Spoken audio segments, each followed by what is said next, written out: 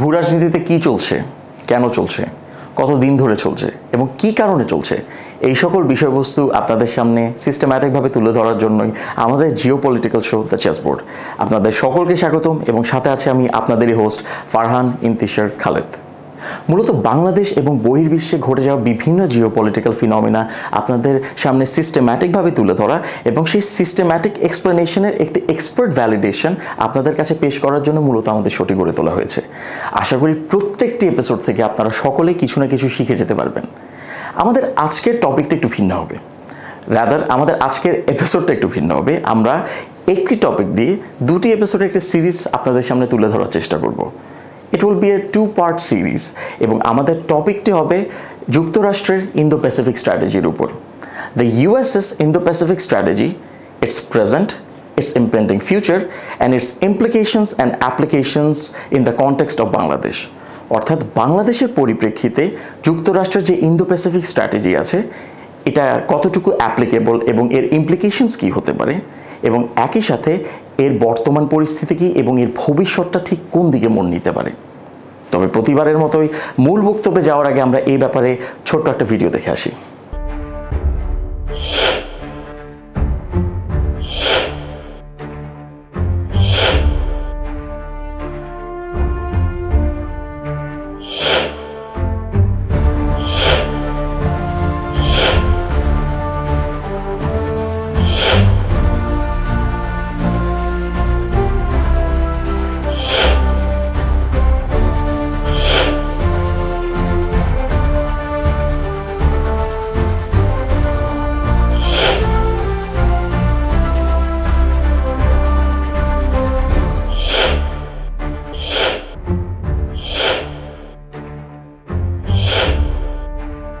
সুপ্রিয় দর্শক, আপনাদের সকলকে অসংখ্য ধন্যবাদ আমাদের পেজের সাথে থাকার জন্য এবং আমাদের শোকে সাপোর্ট করার জন্য।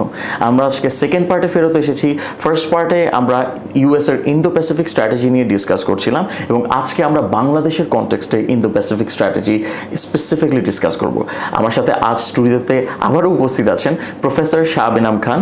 তিনি বাংলাদেশ ইউনিভার্সিটি অফ প্রফেশনালসে অধ্যাপক হিসেবে রয়েছেন এবং তিনি Bangladesh centre for Indo Pacific affairs think ট্যাঙ্কে এক্সিকিউটিভ ডিরেক্টর হিসেবে আছেন।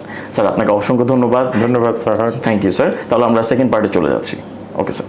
স্যার, আমি জানতে চাচ্ছিলাম যে বাংলাদেশ যে যুক্তরাষ্ট্রের ইন্দো প্যাসিফিক স্ট্র্যাটেজি এটাকে কিভাবে পারসিভ করছে এবং আমরা কি কোনো ইনভিটেশন পেয়েছি যে ইন্দো প্যাসিফিক স্ট্র্যাটেজি জয়েন করার জন্য? না, ইন্দো প্যাসিফিক স্ট্র্যাটেজি বলে তো জয়েন করার কিছু নাই। এটার একটা মানে প্যারালাল ইনিশিয়েটিভ আছে, ওইটা হলো Indo Pacific economic partnership, IP, Indo Pacific economic, IPEF, Indo Pacific economic forum. জি স্যার। সো এই ফোরামে বাংলাদেশ এখনো পর্যন্ত মনে হয় না যে ইনস্টিটিউশনালি কোনো অ্যাপ্রোচ যেটাকে আমরা বলি সেটা এখনো পর্যন্ত পেয়েছে। বাট খুব স্বাভাবিকভাবে বাংলাদেশের ইন্টারেস্টে আইপিএফ একটা গুরুত্বপূর্ণ অংশ। কারণ হলো এটা বাংলাদেশকে একটা বড় মার্কেটে অ্যাক্সেস তৈরি করে দেয়। তবে এটাতে ঢোকার আগে বাংলাদেশকে অনেকগুলি প্রস্তুতি নিতে হবে। লেবার মার্কেট কমপ্লায়েন্স থেকে শুরু করে মানে market compliance, human rights, track record, বিচিত্র রকমের ইন্ডিকেটার্স আছে। সেই বিষয়গুলি একটু ভাবনা চিন্তার জায়গা আছে। সেই কারণে আমার কাছে মনে হয় যে বাংলাদেশের জন্য এই ফোরামটা গুরুত্বপূর্ণ, কারণ বাংলাদেশ বিআরআই থেকেও যথেষ্ট বেনিফিট পাচ্ছে, এই ধরনের ইয়েতেও তার জন্য ভালো। তবে বাংলাদেশের জন্য আরেকটা গুরুত্বপূর্ণ জায়গা হতে পারে ভবিষ্যতে, সেটা হলো রিজিওনাল কম্প্রিহেনসিভ ইকোনমিক পার্টনারশিপে জয়েন করা, আরসেপ। কারণ RCEP is the largest economic bloc তৈরি হিসেবে ভবিষ্যতে এমার্জ করার সম্ভাবনা আছে। এটা অলরেডি ফাংশনাল, বাট এটার ভবিষ্যৎ পোটেনশিয়াল এনর্মাস।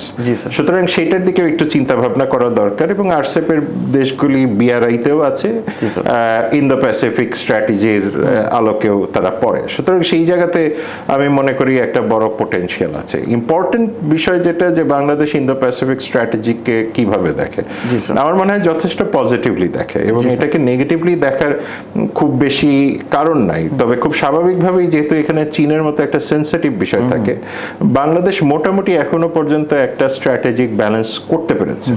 স্ট্র্যাটেজিক ব্যালেন্সের মূল কারণটা হলো অর্থনীতি, পিওর ইকোনমিক্স। কারণ হলো যে আমার মার্কেট কোথায়, পশ্চিমা মার্কেট, রাইট? পশ্চিমা মার্কেটে আমি যদি কম্পিটিটিভ হতে যাই, সুতরাং আমাকে যেই পরিমাণ খরচাতে গুডস বা প্রোডাক্টস দিতে হয় সেটা কম্পিটিটিভ হতে হবে, এবং এটা আমি তখনই কম্পিটিটিভ হই যখন আমার সাপ্লাই চেইন চিপার। জি স্যার। তো এখন আমার সাপ্লাই চেইনের মধ্যে একটা মানে মেজরিটি আসে হলো চীন থেকে। জি স্যার। এবং এই চীন থেকে যেটা আসে সেটা সার্কুলার হয়েই তো পশ্চিমা মার্কেটে যায় বলেই পশ্চিমা মার্কেটে মোটামুটি একটা গ্রহণযোগ্য মূল্যে বাংলাদেশ প্রোডাক্ট দিতে পারে। সুতরাং এটা একদম purely consumer, purely demand and supply, purely supply chain.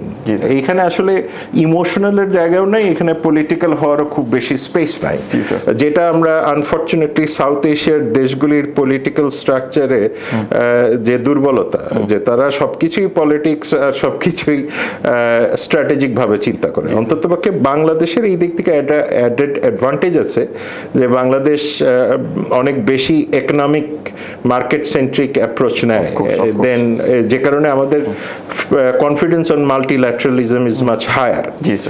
এবং বাইল্যাটারালিজমের ক্ষেত্রেও আমরা দেখেছি যে সাউথ এশিয়াতে বাইল্যাটারালিজম যেভাবে কাজ করে সেটা তো একেবারে তথৈবচ অবস্থা। তো সুতরাং সেই জায়গাতে আমাদের আসলে multilateral institutions, multilateral market, multilateral supply chain system আমাদের জন্য খুব গুরুত্বপূর্ণ। সেই হিসেবে ইন্দো প্যাসিফিক বাংলাদেশের যে মেইন মার্কেট ওরিয়েন্টেড অবজেক্টিভ সেটাতে কন্ট্রাডিক্ট করে না। আচ্ছা, কন্ট্রাডিকশনের যে জায়গাটা সেটাও বাংলাদেশ যথেষ্ট ভালোভাবে অ্যাড্রেস করতে পারে, কারণ সে চীনের সাথেও কোনো অ্যান্টাগনিস্টিক রিলেশনশিপ নাই, মায়ানমারের সাথে আমাদের অ্যান্টাগনিস্টিক রিলেশনশিপ নাই, মায়ানমারের আমাদের সাথে আছে। দুইটা আলাদা জিনিস, যেই কারণে গ্লোবাল কনফিডেন্স বাংলাদেশের উপরে অনেক বেশি। জি স্যার। আর লাস্ট যেটা পয়েন্ট থাকে সেটা হলো যে বাংলাদেশের নিজেরও একটা ইন্দো প্যাসিফিক আউটলুক আছে, যেটা বাংলাদেশ করেছে বিগত সরকারের সময়। জি স্যার। এখন এই আউটলুকের যে কম্পোনেন্টগুলি আছে সেগুলির বেশিরভাগই বাংলাদেশের সাথে যথেষ্ট সামঞ্জস্যপূর্ণ।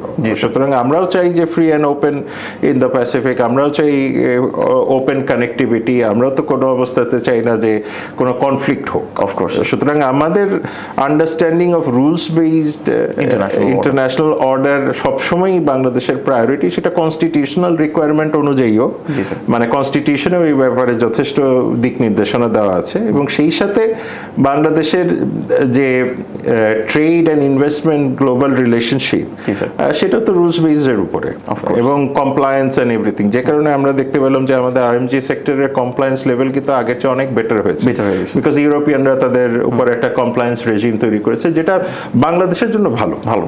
এখন সেই হিসেবে ইন্দো প্যাসিফিকে যেরকম একটা বড় জোর থাকবে হলো যে accountability, transparency of financial institutions, judiciary, সবকিছু, তাই না? তো সেইটা তো বাংলাদেশের জন্য যে কোনো অবস্থাতেই গুরুত্বপূর্ণ। অন্ততপক্ষে বর্তমান সরকারের তো এইটা রিফর্মের মধ্যে বড় একটা এজেন্ডা, যে জুডিশিয়ারি থেকে শুরু করে ফাইন্যান্সিয়াল ট্রান্সপারেন্সি। এখন তারা সক্ষম কি অসক্ষম ওইটা আলাদা বিষয়, কিন্তু মুশকিলটা হলো, মানে যেটা পজিটিভ সাইডটা হলো যে এটা বাংলাদেশের নিজের প্রয়োজনে দরকার এটা।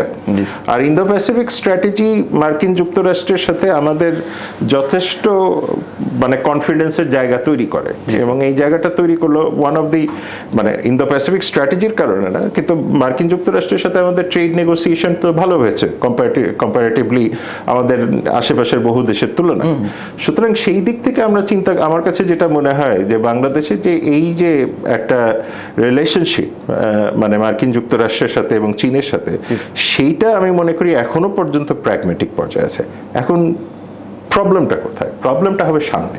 আচ্ছা, সেটা হলো যে মার্কিন যুক্তরাষ্ট্র যদি এত বেশি প্রোটেকশনিস্ট ইনসুলার হতে থাকে, সেটা খুব স্বাভাবিকভাবে লং টার্মে বাংলাদেশের ইন্টারেস্টের উপরে একটা আঘাত আসবে।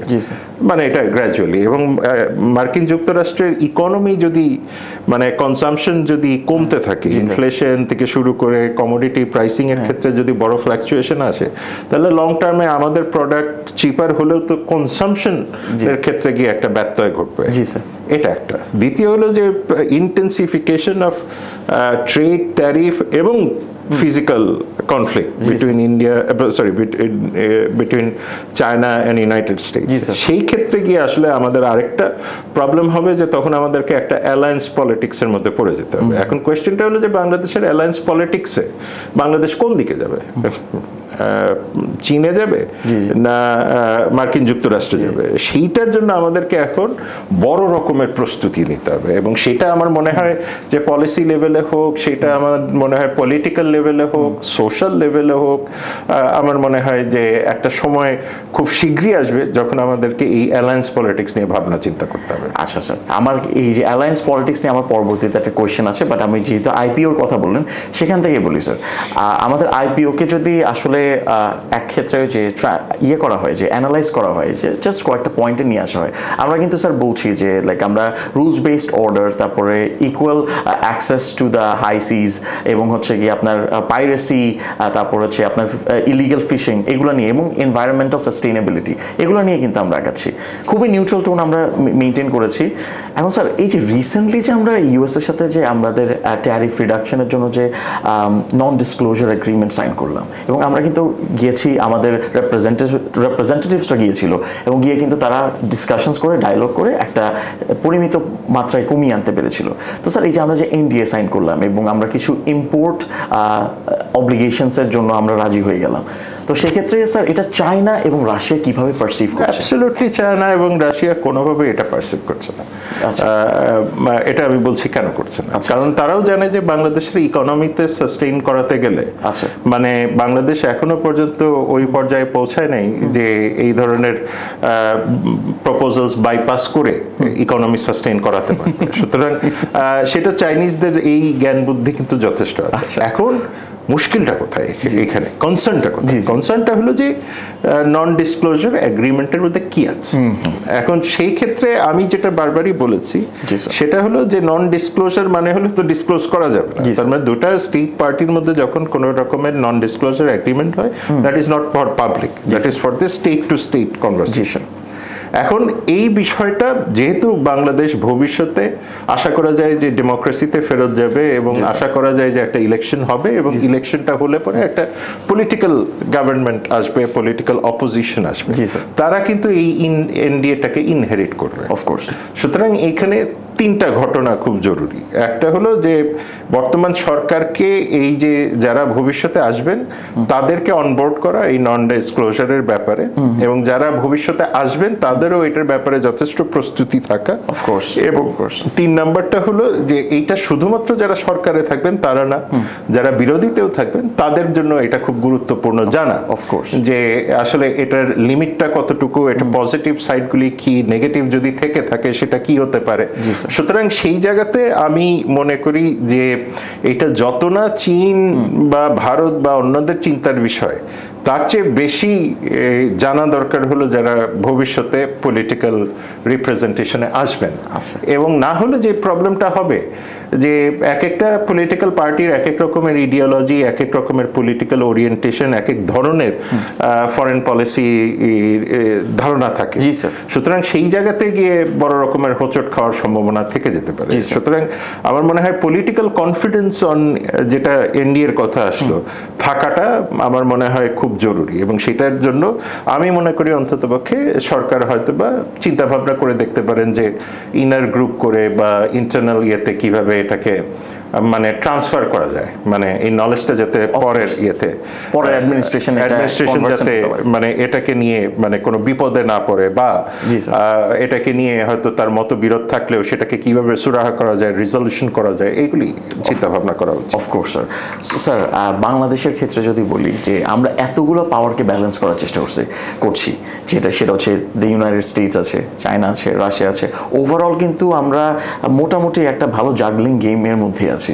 তো স্যার এটা কি আমরা খুব বেশি দেশকে আসলে করিনি, আমরা সবসময় দুটো দেশকে, আচ্ছা চায়না এবং বলছি। প্রথমটা হলো যে ফরেন রিলেশনস লেভেলে, জি স্যার, সেটা হলো যে ফরেন রিলেশনস ইকোনমিক লেভেলে আমরা সবসময় চেষ্টা করেছি যে চীন এবং মার্কিন যুক্তরাষ্ট্রের মধ্যে ব্যালেন্স করতে। পলিটিক্যাল লেভেলে এসে সেটা হয়েছিল, মানে এই সরকার আসার আগ পর্যন্ত পলিটিক্যাল লেভেলে যেটা হয়েছিল সে তখন এসে ভারত এবং চীন, কারণ ভারতে যেহেতু চীন সংক্রান্ত একটা বড় চিন্তাভাবনার জায়গা আছে এবং তার যেহেতু মার্কিন যুক্তরাষ্ট্রের সাথে এক ধরনের অ্যালায়েন্স পলিটিক্স মোটামুটি এই ট্রাম্প অ্যাডমিনিস্ট্রেশন আসার আগ পর্যন্ত ছিল, সেই ক্ষেত্রে এটা ছিল হলো পলিটিক্যাল ব্যালেন্সিং এই দেশের মধ্যে, ইকোনমিক ব্যালেন্সিং সবসময় ওখানে ছিল। আর ইন্টারন্যাশনাল পলিটিক্সে বা ইন্টারন্যাশনাল সিস্টেমে বা ইন্টারন্যাশনাল ইনস্টিটিউশনসে বাংলাদেশ বরাবরই ওয়েস্টার্ন অ্যালায়েন্সের সাথে ভালো সম্পর্ক ছিল। আপনি যদি জাপানের বাংলাদেশে ওডিএ দেখেন, লার্জেস্ট ওডিএ জাপান থেকে আসে, লার্জেস্ট এফডিআই আসে মার্কিন যুক্তরাষ্ট্র থেকে, রাইট? এবং বাংলাদেশের ট্রেড রিলেশন চীনের সাথে লার্জেস্ট, এবং সাউথ এশিয়াতে ভারতের লার্জেস্ট ট্রেড কিন্তু বাংলাদেশের সাথে। সুতরাং সেই হিসেবে দেখলে পরে যে বাংলাদেশ যে খুব বেশি মানে দিকে মানে চিন্তা ভাবনা করেছে তা না, যদি করতো তাহলে হয়তো সম্পর্কগুলি আরো অনেক রকমের অন্য রকমের হতো। যদি আমরা মায়ানমারকে কেন্দ্র করে এখন না, আজ থেকে 20 বছর আগে থেকেও যদি আমরা চিন্তা ভাবনা করতাম তাহলে হয়তো আমাদের পলিটিক্যাল অ্যালায়েন্স বা পলিটিক্যাল রিলেশনশিপগুলি সাউথ ইস্ট এশিয়ার সাথে তৈরি হতো, এবং সেই ক্ষেত্রে আমাদের এই যে সাউথ এশিয়াতে সার্ক বা অন্যান্য যেগুলি উইক আছে, এটা নিয়ে এত মাথা ঘামানোর কিছু থাকতো না। কিন্তু আমরা ওই দিকে না গিয়ে বরাবরই আমরা বিভিন্ন দিকে ঘোরাঘুরি করেছি। সুতরাং এটা একটা। সেকেন্ড হলো যে রাশিয়ার যে ব্যাপারটা, রাশিয়ার সাথে নিশ্চিতভাবেই যে আমরা যে পরমাণু চুক্তিটা করেছি, মানে শক্তির অর্থাৎ এনার্জির, আমার মনে হয় যে সেই ক্ষেত্রে বাংলাদেশ এটা তার জন্য ইকোনমিক ভায়াবিলিটির দিক থেকেও যদি চিন্তা করতো তাহলে হয়তো বা অন্যভাবে চিন্তা করা যেত। কারণ এটার যে কস্ট নিয়ে যে ক্রিটিসিজম আছে, এটা খুব ভারতীয় পার্লামেন্টেও বড় রকমের ক্রিটিসিজম হয়েছিল যে 2.4 গিগের যে দুটো টারবাইন কদম কালামে যেটা করা হয়েছিল, সেটা বাংলাদেশে যা খরচ তার অলমোস্ট 1/3 মতোই হতে পারে বা কম বেশি হবে। সুতরাং সেখানেও কিন্তু ভারতীয়রা তাদের নিজেদের যে নিউক্লিয়ার টেকনোলজি রাশিয়ার রোসাটম থেকে এনে করেছে। তবে ভারতের যেহেতু অলরেডি নিউক্লিয়ার পাওয়ার প্ল্যান্ট সংক্রান্ত আছে, ক্যাপাসিটি আছে, সেখানে তার ক্যাপাসিটি বিল্ডিং বা ওয়েস্ট ম্যানেজমেন্ট সেগুলিতে নিশ্চিতভাবেই খরচ কম লেগেছে, আমাদের বেশি লেগেছে। কিন্তু তারপরেও যে এই যে বড় একটা কস্ট, এই কস্টটা খুব গুরুত্বপূর্ণ। কিন্তু সুতরাং বাংলাদেশের সাথে রাশিয়ার সম্পর্ক যদি আমরা ডেট পয়েন্ট অফ ভিউ থেকে দেখি, সেটা কিন্তু ভেরি হাই টেকনিক্যালি, অলমোস্ট অনেক ক্ষেত্রে কিছুটা হয়তো বা চীনের চেয়েও বেশি। সুতরাং সেই সব দিক থেকে চিন্তা করলে বাংলাদেশের পয়েন্ট অফ ভিউ থেকে একটা যে পলিটিক্যাল, একটা হলো ইকোনমিক, আর একটা হলো political and economic both, which is energy supply. তো এই দিক থেকে চিন্তা করলে বাংলাদেশ এই 3-4টা রাষ্ট্রের মধ্যেই কিন্তু সীমাবদ্ধ রেখেছে। এর বাইরে যদি সে আফ্রিকা কেন্দ্রিক চিন্তা করতো তাহলে আমাদের এখন আফ্রিকাতে আমাদের একটা বিশাল UN peace keeping operation expertise ওখানে, রাইট? সুতরাং আমরা তখন হয়তো আফ্রিকাকে কেন্দ্র করে রিসোর্স পলিটিক্স এর মধ্যে যেতে পারতাম। আমরা যদি মায়ানমারকে চিন্তা করে আসিয়ানের দিকে চিন্তা করতাম তাহলে আমাদের একটা জিওগ্রাফিক্যালি, ইকোনমিক্যালি এবং পলিটিক্যালি আমাদের একটা বড় অরবিট তৈরি করা সম্ভব ছিল। এবং আমরা এখন যে কারণে বাংলাদেশের জন্য খুব গুরুত্বপূর্ণ হলো বে অফ বেঙ্গলকে কেন্দ্র করে তার foreign policy, national security strategy তৈরি করা, কারণ এখানে বোথ রিসোর্স, সাপ্লাই চেইন এবং স্ট্র্যাটেজিক ইন্টারেস্ট প্রত্যেকটা জিনিসই আছে। জি স্যার, জি sir, thank you so much sir. Sir আমি তাহলে যে স্ট্র্যাটেজিক অ্যালায়েন্সের কথা যেটা বলছিলেন সেখানে যদি বলি, স্যার এমন কোনো হাইপোথেটিক্যাল সিচুয়েশন আসতে পারে বা ইম্পেন্ডিং কোনো সিচুয়েশন যেখানে হচ্ছে বাংলাদেশ তার যে স্ট্র্যাটেজিক পার্টনার্সগুলো আছে, যে গ্লোবাল পাওয়ার্স যারা আছে, তাদের মধ্যে কোনো ক্ষেত্রে it has to pick a side এবং এ ভেরি বাইনারি রেসপন্স তাকে দেখাতে হবে যে হচ্ছে either I am with the US, কারণ ডোনাল্ড ট্রাম্প কিন্তু এটা আসবেই। জি স্যার, মানে I get your point, I mean এটা আসবেই, যে কারণে আমি বললাম যে একটা পর্যায়ে গিয়ে বাংলাদেশকে অ্যালায়েন্স পলিটিক্স নিয়ে বিস্তর চিন্তা করতে হবে, কারণ এটার মূল কারণটাই হলো যে গ্লোবাল পাবলিক কনফিডেন্স বলে একটা বিষয় আছে, যে ট্রাস্টওয়ার্দিনেস। এখন যেরকম দোহাতে যে ঘটনাটা ঘটলো, মানে ইসরায়েলি বোমা বর্ষণটা, এতে কিন্তু এখন খোদ মিডল ইস্টেই বড় রকমের প্রশ্ন যে কতটুকু আসলে ইসরায়েলের সাথে যে রাষ্ট্রগুলি সম্পর্কিত, ইসরায়েলকে যারা মিলিটারি সাপোর্ট দিচ্ছেন বা অন্যান্য দিচ্ছেন, তাদের উপরে আসলে কতটুকু আস্থা রাখা, এটা একটা বড় কোয়েশ্চেন আসছে। ভারতের দিক থেকেও যদি আমি চিন্তা করি যে ভারতের সো-কল্ড গণমাধ্যমের বাইরে এসে যদি চিন্তা করা যায় প্র্যাকটিক্যালি, তাহলে যেটা দেখা যাচ্ছে যে ভারতের জন্য কিন্তু একটা অস্বস্তি তৈরি হয়েছে যে যেই মানে স্পেসিফিক বা যেই ধরনের ভেরি স্ট্রং অ্যালায়েন্স পলিটিক্স তৈরি হয়েছিল মার্কিন যুক্তরাষ্ট্রকে কেন্দ্র করে, সেটা কিন্তু ধাক্কা খেয়েছে। সুতরাং সেটাও কিন্তু একটা লেসন। আবার আমাদেরকে এটাও লেসনগুলি দেখতে হবে যে চীনের সাথে পাকিস্তানের যে ডিপার সম্পর্ক, এবং সেটা যেই পরিমাণ স্ট্র্যাটেজিক্যালি ইনফ্লুয়েন্স করেছে পাকিস্তান ভারত সম্পর্কে এই পেহেলগামের পরে, সেটাও ভেরি ইন্টারেস্টিং। এবং পাকিস্তানের সাথে এখন আমরা দেখতে পাচ্ছি যে সৌদি আরবের যে একটা বড় রকমের মিলিটারি ডিফেন্স বা সিকিউরিটি প্যাক্ট হয়েছে, সেটাও কিন্তু একটা বিশাল ইস্যু, কারণ একমাত্র মুসলিম রাষ্ট্র যার নিউক্লিয়ার ক্যাপাবিলিটি আছে সেটা কিন্তু পাকিস্তান। সুতরাং আমরা এখন দেখতে পাচ্ছি যে চতুর্দিকে সবকিছু কিন্তু পরিবর্তন হয়ে যাচ্ছে, এবং বাংলাদেশের সাথে ভারতের সম্পর্ক যেরকম খুব ভালো থাকা প্রয়োজন, চীনের সাথেও ভালো থাকা প্রয়োজন, পাকিস্তানের সাথেও ভালো থাকা প্রয়োজন, মার্কিন যুক্তরাষ্ট্রের সাথে তো বটেই। এখন কোয়েশ্চেনটা হচ্ছে যে মার্কিন যুক্তরাষ্ট্রের যে মেকওভার, গ্লোবাল মেকওভারটা ট্রাম্প প্রশাসনের পরবর্তী সময়, সেইখানে আমার মনে হয় যে অনেক দেশের মধ্যেই একটা আস্থার জায়গায় একটা অস্থিরতা তৈরি হয়েছে, যেটা চীনের ক্ষেত্রে খুব বেশি নাই। আবার চীনকে কেন্দ্র করে যদি আমরা ফিলিপিন্স বা সাউথ চায়না সি দেখি, সেখানেও যে সিচুয়েশন খুব ভালো তা না, ফলে সেখানে গিয়েও কিন্তু চীন কেন্দ্রিক একটা হতাশার জায়গা তৈরি হয়।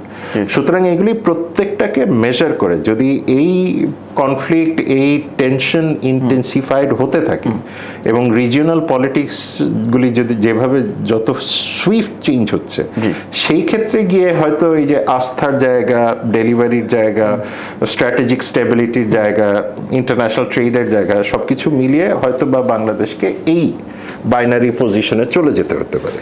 আচ্ছা স্যার, আমার লাস্ট কোয়েশ্চেন, বাংলাদেশে এখন স্যার স্ট্র্যাটেজিক অটোনমি মেনটেন করে চলছে গ্লোবাল অর্ডারে, এটা কি স্যার মানে মেনটেন করতে পারবে ইন দ্য কামিং ফিউচার, আপনার কি মনে হয়? Well, it depends on how your politics work. কারণ political, at the end of the day everything is political. Of course, sir. যে জিনিসটা হবে সেটা হলো যে বাংলাদেশের পলিটিক্যাল ন্যারেটিভসগুলি কি। Of course. এখন যদি আমরা চিন্তা করে দেখি যে বাংলাদেশের মাল্টি রোল কমব্যাট এয়ারক্রাফট নাই কেন, বা আমরা যদি দেখি যে আমাদের অ্যাডভান্সমেন্ট এতটা ফাস্ট হয় নাই কেন, এখানে একটা পলিটিক্যাল ইস্যু তো থাকেই। এবং আমরা খুব বেশি বোধহয় মানে কে কি ভাবলো, মানে সামাজিকভাবেই তো আমাদের এই অভ্যাসটা বেশি। তো সুতরাং সামাজিক বিষয়টা তো পলিটিক্সে রিফ্লেক্টেড হয়, মানে it's a basic anthropological understanding of a society, তাই না, আর পলিটিক্স। তো সেই জায়গাতে আমার কাছে মনে হয় যে বাংলাদেশের এখন উচিত হবে একটা very concrete foreign policy narrative থাকা, যে অ্যাকচুয়ালি আমাদের ফরেন পলিসি অবজেক্টিভটা কি। এরকম না একগাদা হাবিজাবি কথাবার্তা না, অ্যাবসলিউটলি বাই সেইং যে Bangladesh, how Bangladesh maintains its strategic autonomy, এবং বাংলাদেশের সম্পর্কের লিমিটস ডিলিমিটসগুলি কি কি। এটা একটা। সেকেন্ড হলো বাংলাদেশের ডিফেন্স মডার্নাইজেশনের কোনো বিকল্প নাই। এখন ব্যাপারটা হলো যে আমার economy, even if you talk about illegal fishing, right, I need to combat illegal fishing, of course I need to combat, মানে আমি যে লং টার্ম রিসোর্স এক্সট্রাকশনে যাব, সেটা মানে বিদেশি ফার্মের সহায়তা হোক বা দেশি ফার্মের সহায়তায় যেভাবেই হোক না কেন, সেটাও তো আবার প্রোটেকশন দিতে হবে। তারপরে আবার রিসোর্স প্রোটেকশনের সাথে আছে আমার সাপ্লাই চেইন প্রোটেকশন দিতে হবে, রাইট। ডোমেস্টিক স্টেবিলিটির দরকার আছে এবং যেইভাবে আমাদের রিজিওনাল দেশগুলি মানে আমাদের যে বর্ডারের আশপাশগুলি যেভাবে পরিবর্তন হচ্ছে এবং আমরা এই যে আমাদের ইতিহাসেই তো প্রথম নন স্টেট অ্যাক্টর দেখছি বাংলাদেশের বর্ডারে, তাই না? সুতরাং দ্যাটস এ লেসন। আরো কত দেশের এরকম বর্ডার চেঞ্জ হতে পারে। তো সেই কারণে আমার কাছে যেটা মনে হয় যে এই যে আমরা পরিবর্তনগুলি দেখছি সেই জায়গাতে বাংলাদেশের ডিফেন্স মেক ওভার এটাকে স্ট্রেংথেন করতেই হবে। ডিফেন্স ক্যাপাসিটি বাড়াতে হবে, ডিফেন্স ক্যাপাসিটি বাড়াতে হবে। আমরা অফেন্স ক্যাপাসিটিতে যদি নাও যাই, ডিফেন্স ক্যাপাসিটি তো বাড়াতে হবে এবং এটা আমরা বারবার দেখতে পাচ্ছি। এবং আমার মনে হয় যে বাংলাদেশের একটা বড় সময় এসছে যে তার এন্টায়ার ডিপ্লোমেসি এবং মিলিটারিকে নতুন করে সাজানো। এবং আমি মনে করি এটা এই না যে মানে আমাদের এই ইনস্টিটিউশনসগুলি কাজ করছে না, সেটা না। এটা হলো যে AI technology, cyber technology, conventional technology থেকে নন কনভেনশনাল চলে যাওয়া। মানে চাইনিজ আর no longer investing in conventional দিয়ে কি করবে, রাইট? এই যে যেটা তারা নতুন একটা মানে ইন্টারব্যালিস্টিক মিসাইল ডিসপ্লে করলো, সেটার মধ্যে হাইড্রোজেন বোমের কম্পোনেন্ট আছে। তার মানে they are the only country in the world যার হাইড্রোজেন বোম সে অফিশিয়ালি ডিসক্লোজ করেছে, as well as underwater drone. Exactly. তো সুতরাং আমাদেরকে এখন চিন্তা করতে হবে যে how we can maximise our limited resource for our maximum defence, আর how we can maximise our diplomatic leverage within our limited political influence in the global system.